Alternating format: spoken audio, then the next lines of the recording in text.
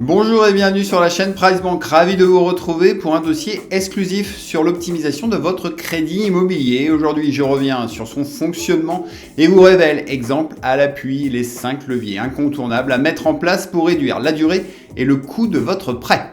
Depuis 2021, la capacité d'emprunt des Français a chuté de plus de 27% du fait de l'envolée des taux sur les crédits. Alors du coup, si vous en avez souscrit un récemment ou si vous comptez le faire très prochainement, découvrons quelles sont ces 5 astuces pour rembourser plus vite votre crédit.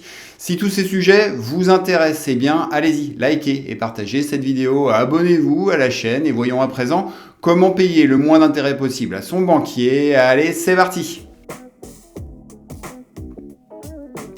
Pour vous montrer concrètement ce que ces 5 leviers peuvent vous apporter, j'ai ressorti rien que pour vous ma calculatrice et reprenons déjà ensemble le fonctionnement d'un tableau d'amortissement. Pour cela, prenons l'exemple d'un emprunteur de 35 ans, appelons-le Martin. Ce dernier a souscrit en décembre 2023 un prêt immobilier de 200 000 € sur 20 ans au taux de 4,25%. Généralement, en tant qu'emprunteur, on se focalise de suite sur la date de fin du crédit et le coût total de son emprunt, mais il est très important de s'arrêter plus longuement sur la mensualité.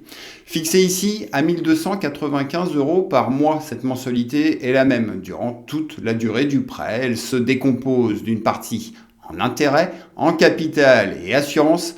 Et ce sont donc sur ces 3 paramètres que vous allez pouvoir agir. Mais la subtilité d'un crédit, c'est qu'au début, ce sont surtout les intérêts que vous payez, avec ici plus de 700 € d'intérêt, alors que sur les dernières échéances, vous n'en paierez plus qu'une dizaine d'euros. Du coup, les 3 choses à retenir, c'est que vous devez optimisez au mieux votre crédit sur les 7 ou 8 premières années, car c'est bien la période où les intérêts sont les plus importants. Ensuite, ne laissez surtout pas votre prêt en sommeil pendant 15, 20 ou 25 ans. On va le voir, faites-le vivre selon vos possibilités. Et enfin, n'ayez pas peur de déranger votre banquier. Et si vous avez bien compris cela, eh bien, vous êtes prêt à découvrir notre premier levier, j'ai nommé la renégociation. Avec des taux avoisinant désormais les 5%, la bonne nouvelle serait d'entrevoir une accalmie dans les mois à venir et même une baisse progressive des taux. Dans cette situation, vous pourriez ainsi demander à votre banque une renégociation du taux de votre crédit. Rappelez-vous, ces 15 dernières années, les établissements bancaires ont déjà été contraints de le faire. Du coup, simple hypothèse, mais si comme Martin, vous renégociez votre taux de plus de 1 point, le passant ainsi de 4,25% à 3,25% dès la première année du prêt, eh bien ce serait plus de 32 000 € de gagné. Et si les taux redescendent à 2,5% un an plus tard, ce sera pratiquement 50 000 € et 3 ans d'économiser sur le crédit.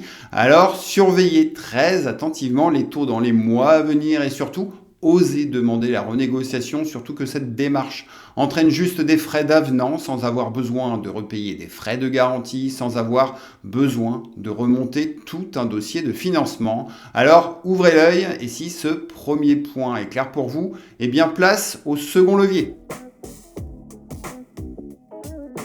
Depuis la loi Lemoine du 17 février 2022, vous pouvez changer l'assurance emprunteur de votre prêt immobilier à n'importe quel moment au profit d'une délégation d'assurance.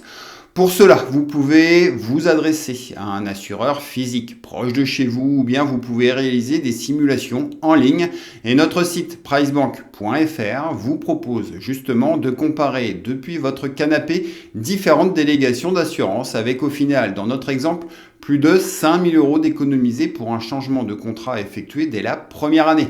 Dans le détail, la proposition d'assurance pour notre emprunteur de 35 ans fait ressortir un coût total de 7 800 € sur l'ensemble de la période, avec un taux moyen annuel de seulement 0,212% contre 0,34% pour celui de la banque, soit pratiquement 40% d'économie avec des garanties identiques, voire même parfois de meilleure qualité. Et si vous avez souscrit votre prêt avec votre conjoint ou concubin, eh bien l'économie sera encore meilleure. Bref, si vous avez globalement moins de 40 ans et que vous avez encore l'assurance emprunteur de votre banque, eh bien sans tarder davantage, faites des devis. Et à présent, passons au levier numéro 3.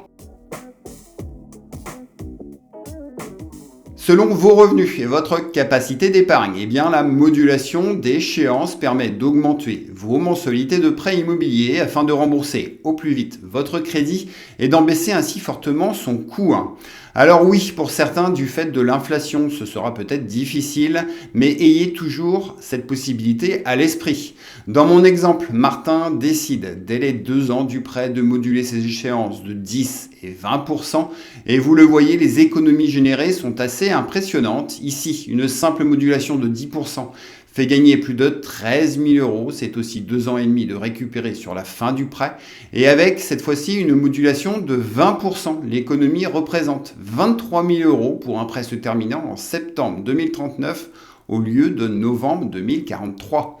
Au final, tous ces gains sont très importants car si par exemple vous avez des enfants en bas âge, faites vos calculs, mais vous l'avez compris, 4 ans de gagné sur un crédit immobilier, ça compte énormément pour préparer sereinement les études supérieures de vos enfants ou tout autre projet qui vous tient à cœur.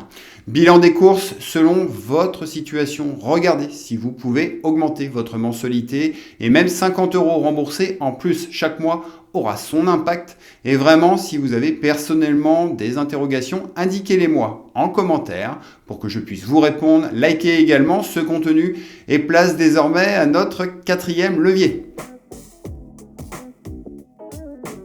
Sur un crédit immobilier, vous pouvez effectuer également des remboursements anticipés partiels.